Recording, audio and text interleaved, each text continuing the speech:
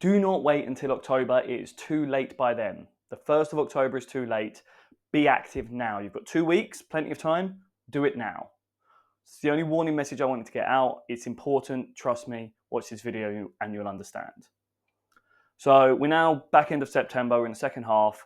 We're in the midst of autumn. Winter is definitely on the way. Temperatures are starting to dip. And I understand that the general mentality is that we don't think about our energy bills until October. Most people don't do it. We've still got some sunshine out there. It's still light quite late into the evening. And on some days, we're still getting 20-degree heat, and people just don't want to worry about their energy bills, the cold weather, and all of that bad stuff that's coming later this year. And we tend to put it off till the 1st of October. In this video, we're going to go through some of my top tips for preparing for winter. That's what I'm going to do. But the first one, you cannot wait until October for. That will cost you money, so don't do it. Do this as soon as possible. And that, you heard me bleating about it for the last week or two, is fixing your energy tariff. If you are on a variable tariff, you are subject to the price cap. You will pay the price cap prices when the price cap changes.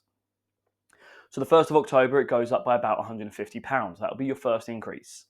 The current expectation is that it will go up again in January by another £50, give or take. That'll be your second increase.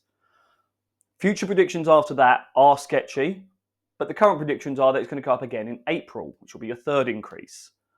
There is a prediction as far out as July. Again, future predictions, very unreliable, but that is that it will go down slightly and it will still be higher than the October and the January price caps. So there are price increases coming for your energy bills.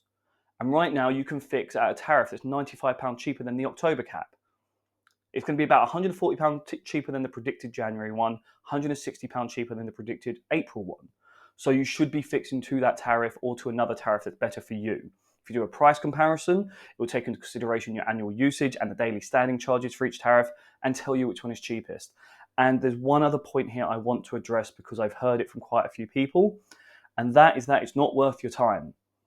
So this one tariff that I'm talking about, the British Gas 12 months fixed rate one, should save you about £125 across the next 12 months.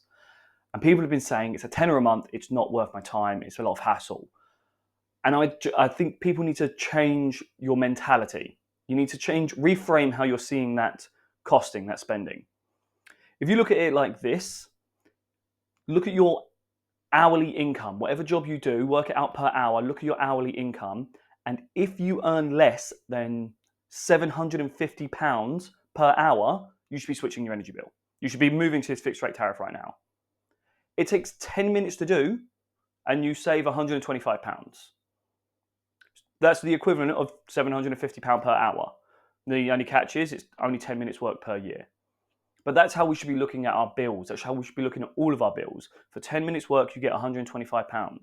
If your hourly rate is less than £750, then you're already selling your time to someone else for their profit for less than that. So you may as well use your time to earn that money for yourself.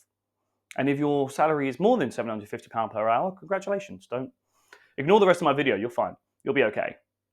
But we should all be moving to a fixed rate tariff, and we should be looking at all of our bills in this way. We should be comparing prices regularly.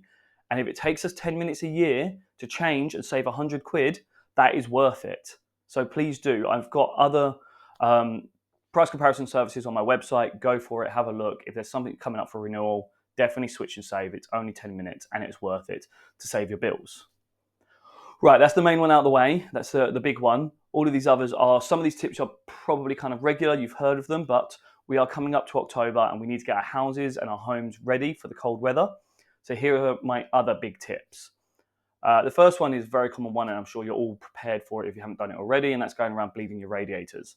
Makes them more efficient, get the air out that's built up over the summer. It takes you 5-10 minutes to go around the house. Make sure you've got a radiator bleeding key, and do that as soon as possible so that when you do want to put your heating on in October, your heaters and radiators are ready for it. The next tip I would give is checking the vents on your windows. So I had this last year at my partner's house, and I didn't notice it until I think it was November, December. Her house was always very cold, and it turned out during the summer on her PVC windows, there's a little vent at the top so you can let some more airflow in even when the window's closed. And she hadn't realized that they'd been opened all over the house, and her house was just letting in cold air. So go around all of your PVC windows, some of the doors as well, check if it's got one of those little vents at the top and just make sure it's toggled so that the vents are closed. You're not letting the cold air in and the heat out. The next tip I'll give is looking at your boiler. So you need to analyze your boiler and make a decision on what you want to do. If your boiler is older than 10 years, then it's likely to be less efficient. So you may want to look into replacing it. Now, I know that's a large expense and it's not something that everyone's going to be able to do. There are financing options. I work with a company called Heatable. They offer it for as cheap as £20 a month across a 4-year range with 0% interest. And they offer next day installation. It's something that's worth considering because it'll improve the efficiency of the heating in your home. And that will save you money in the long term. If your boiler's less than 10 years old, I would recommend, if it's part of a insurance you have or a service you get your boiler serviced, get it ready for winter, make sure it's in tip-top shape. And just to be safe, I always recommend getting boiler insurance or boiler cover. If your boiler is less than 5 years old and it's still got some warranty on it, probably not as necessary, and it's not likely that your boiler is going to break. But if your boiler is 5 or more years older, probably get insurance on it or some sort of cover. It's usually a few pound a month, and it will save you hundreds or thousands if your boiler does break down in the winter. The worst time for it to happen is during the winter, obviously, but it's also the time it's most likely to happen. It's also the time that it's going to be hardest to get someone out to you because everyone else's boilers are breaking and the boiler engineers are just busy. So they're going to go with the people with insurance first and not those that are uninsured. It's worth it to save time and money and just to give you an extra layer of protection. So I'd recommend doing that. Again, I have an affiliate link on my website. You should be on my energy page right now. Scroll down and there's some links there and you'll be able to compare prices and have a look. If you are looking for a new boiler and you do want to go through my link, Heatable, there's a discount code just above the links that will give you £100 off your boiler installation. So please make sure you have a look at that. A couple of my other tips that I gave out last year and the year before that seemed to be popular, the most popular one was socializing. During the cold months, socialize as much as possible. This has 2 benefits. So if multiple people in your friendship group or your family are in the same room, you're heating that room with your own body heat. You don't need the heating on as much, which is great. On top of that, let's say it's a group of 4 friends that have 4 different houses, and for one night a week, you each go to one person's house.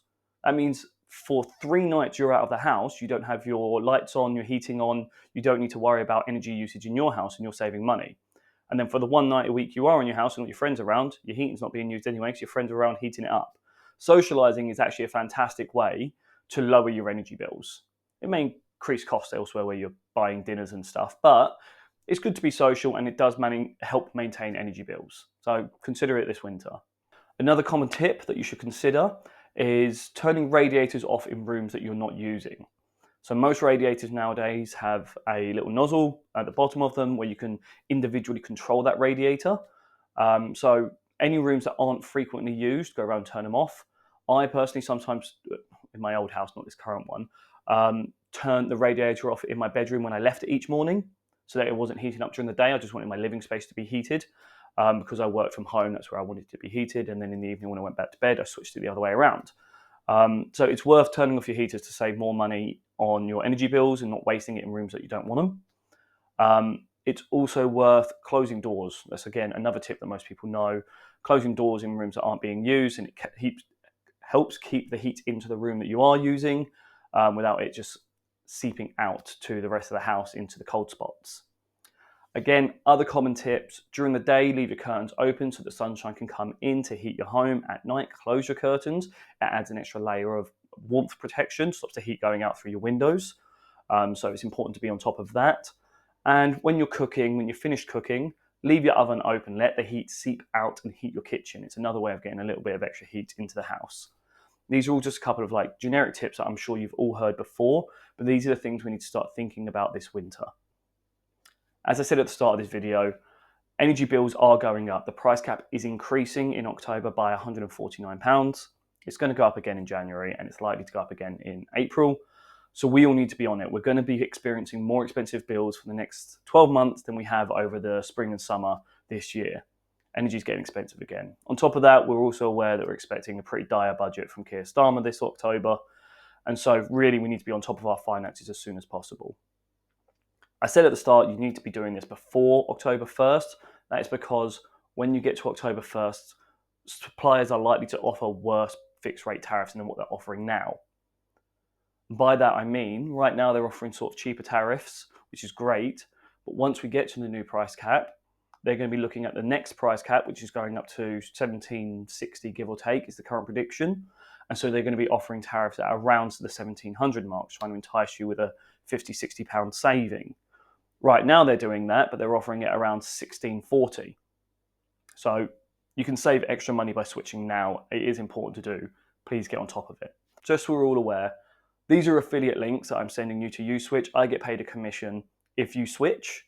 That commission doesn't increase your prices. You'll see the exact same prices for your tariffs if you go to USwitch directly. It simply comes off of USwitch's profits, and I'm effectively a lead generator for them. I'm not telling you to fix so I earn money out of this. I earn money so I can do the consultation responses to Ofgem and Ofcom without charging you guys for it. I can do that for free. But I'm telling you to fix because it's the right thing to do. You need to be fixing because it's the best thing to do for your bills. I've done it for my family, I've done it for my friends, I've done it for my partner. I've been talking to my partner's mum this morning to get her to fix her deal. It's the best thing for you to do. One other side note, sorry, because I have said this to one of my family friends as well and haven't said it to you guys.